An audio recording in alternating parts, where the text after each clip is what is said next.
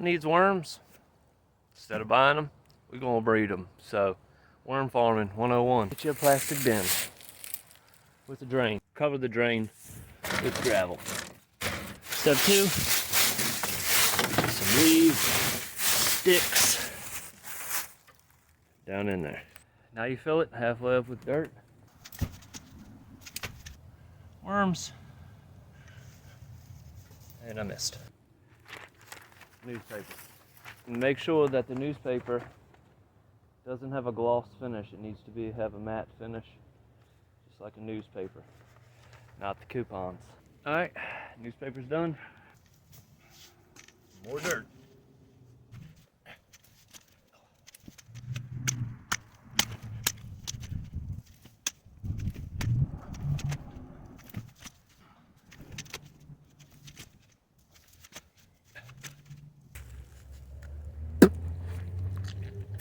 That's good for you.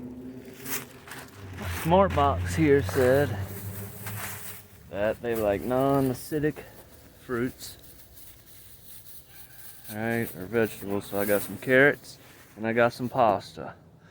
But the universe threw me a bone I didn't think about.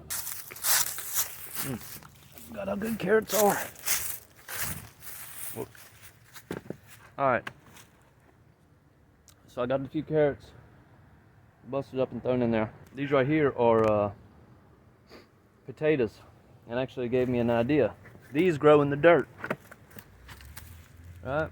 And for them to grow, you cut them in half, you let them rot in the dirt, and they'll start to grow. So this can continuously keep feeding the worms.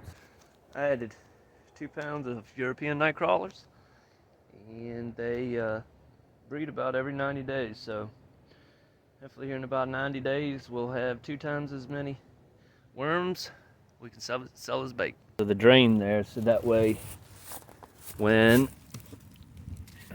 worms do their thing, it creates a liquid that has to be drained. And that's why the rocks were around the drain. So, if you're in the Virginia area and you're looking for worms, come check us out. Savage 3 Tackle Company, right here on South Street in Chester. Arnett's Family Grocery. Thanks, y'all.